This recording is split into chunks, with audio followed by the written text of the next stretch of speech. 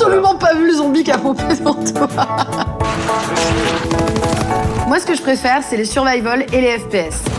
Ce sont tous des jeux en vue subjective, où on ne voit pas le corps de notre personnage. Nous mettre dans la peau d'un personnage, c'est la grande promesse des jeux vidéo. Mais qu'est-ce que ça change à la façon de raconter des histoires? Et finalement, quand on se glisse dans la peau d'un personnage, est-ce qu'on peut encore s'attacher à lui?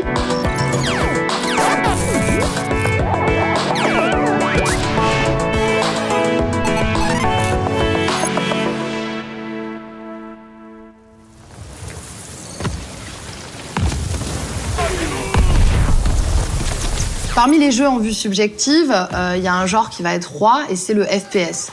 Justement, je voulais te montrer le dernier Call of Duty, qui est vraiment une des références du genre. Voilà, donc là, on peut déjà un peu diriger en plus.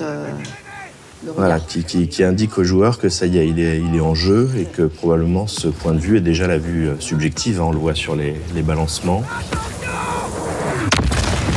Bon, je te laisse te sortir de ce pétrin. La vue subjective dans Call of Duty, qu'est-ce qu'elle va apporter de plus? Elle est déjà un attendu essentiel de la franchise, puisque c'est, on l'a vu, un first-person shooter, c'est-à-dire qu'une série de jeux qui s'est développée dans ce genre vidéoludique. On est projeté comme ça dans l'horreur immédiatement. Il y a un point de vue qui est développé, qui permet de développer le first-person shooter. C'est le point de vue du fantassin sur le champ de bataille. Évidemment, du point de vue d'un spectacle, d'une expérience de jeu vidéo, c'est intéressant pour les game designers de travailler une séquence comme ça qui fait fort effet aux joueurs dès le départ. C'est sûr que par l'interactivité, il y a probablement un effet de se sentir soldat, par exemple. Ici, on joue à la guerre, mais comme des garçons dans une cour d'école pourraient jouer à la guerre, aux gendarmes et aux voleurs.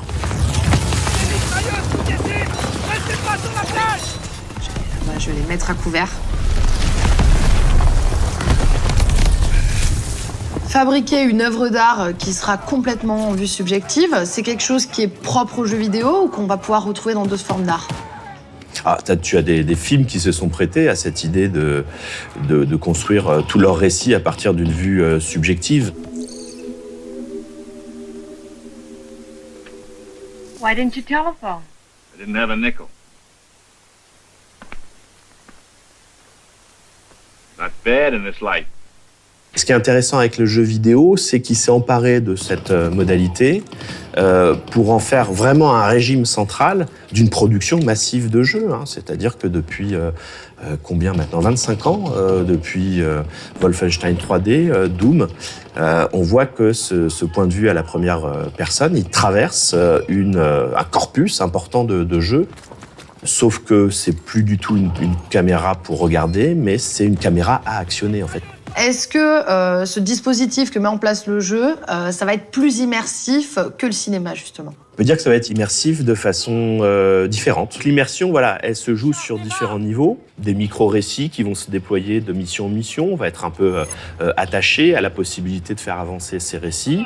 Et puis, il y a des immersions qui vont plutôt fonctionner au niveau peut-être moins narratif que diégétique, c'est-à-dire un rapport à l'espace qui est un des propres du jeu vidéo. Depuis le début de la partie, tu parcours des environnements différents. Donc, on a cette immersion diégétique d'explorer cet espace, de le découvrir. Et puis, on a une immersion aussi dans ta capacité à maîtriser le système aussi. C'est vraiment ce plaisir du jeu, de la maîtrise du système, qui a aussi un effet immersif.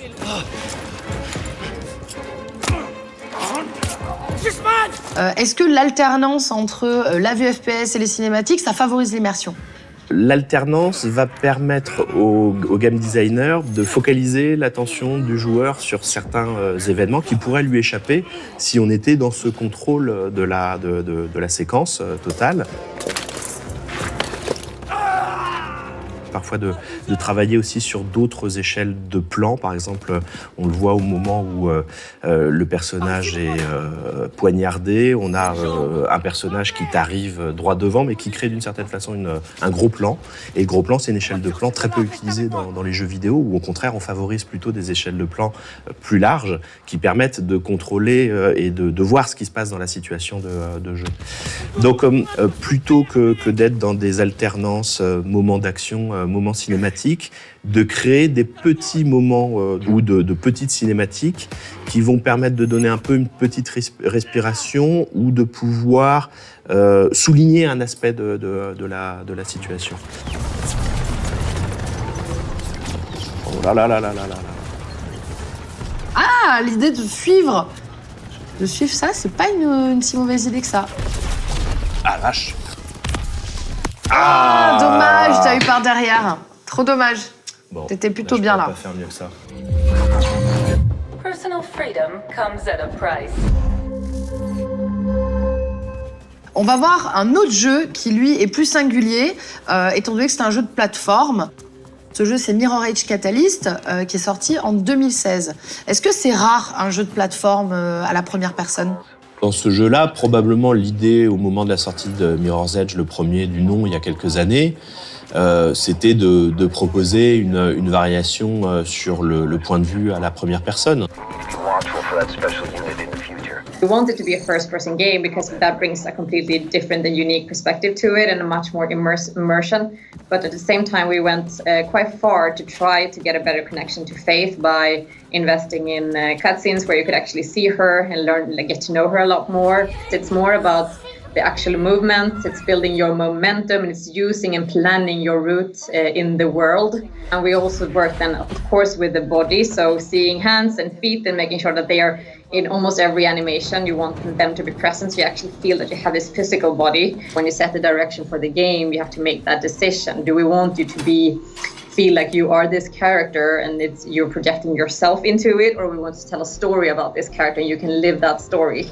It's really about how we build up the world around you to make you feel like you are in that world, in that universe. It doesn't have to be a realistic world for it to be immersive. It's about making sure that everything fits within the universe that you're creating, so it feels like this could be a potential universe that I'm in. Why couldn't he see his feet when he looked down? Why did doors close automatically behind him wherever he went? Quand on joue à la première personne, on a quand même tendance à perdre le corps du héros. Est-ce que le FPS, justement, a pas un peu évolué dans ce sens-là, pour retrouver un petit peu de corps ? Probablement pour essayer de reconstruire un peu cette authenticité de l'immersion proposée par la vue subjective.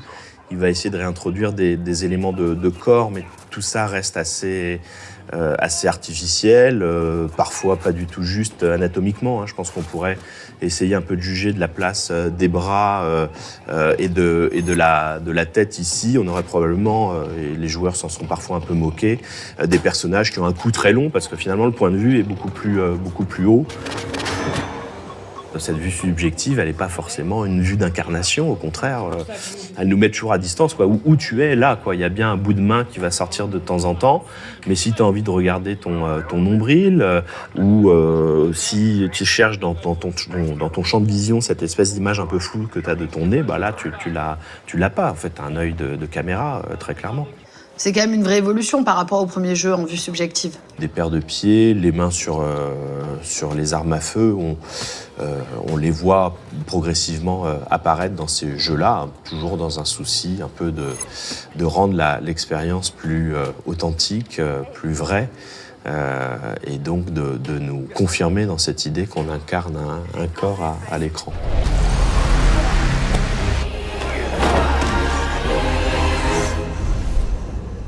Quand on parle d'immersion et de vue subjective, on peut pas faire l'impasse sur la VR. Là, la promesse, elle va être encore plus forte. Moi, je te propose de tester cette VR avec Resident Evil qui est sorti cette année. C'est spécial, hein ? Ça fait un effet... Ça te fait quoi, là, justement ? Tu ressens quoi ? Alors, évidemment, il y a un effet attraction qui est toujours assez chouette, hein. Enfin, je déplace ma tête comme je déplacerais une caméra, c'est-à-dire je peux faire un travelling avant, je peux faire un panotage si j'ai envie, vertical, horizontal. Est-ce que tu te sens immergé quand même ? Ah bah là, je suis dans l'eau. Bah, c'est sûr, il y a une escalade technologique qui s'amorce aussi là-dessus, dans cet horizon qui est de pouvoir ressentir le plus réellement possible une situation. Oui, là, il y a un effet d'immersion qui est assez chouette. I told you to stay Est-ce qu'avec la VR, encore plus qu'un Call of Duty, on va s'orienter vers quelque chose de très cinématographique ? Plus que jamais, j'ai une capacité d'agir sur ce qu'on pourrait appeler le cadrage de l'action de jeu, c'est-à-dire qu'on est un peu le reporter de sa propre exploration. En tout cas, c'est la modalité qui semble utilisée là. Je crois qu'il y a un problème en bas. Ah, te voilà toi. Ah ben voilà. Ah, ça a coupé. Eh, Mia. Ah, là, on voit, il y a des effets de... Aïe, aïe, aïe. Ça va ta main ? Ça va.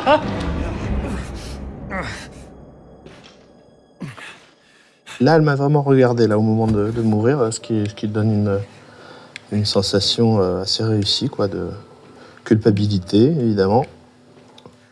On a vu que le point de vue à la première personne, ça pouvait nous éloigner de notre personnage. Est-ce que, selon toi, l'apparition comme ça de la VR, c'est la disparition des personnages ? On a le sentiment un petit peu que ça réalise le rêve du cinéma au départ, hein, qui était cette idée, mais vous allez vivre comme si vous y étiez, des situations, etc. La promesse de la VR, c'est que ça va être nous, le personnage.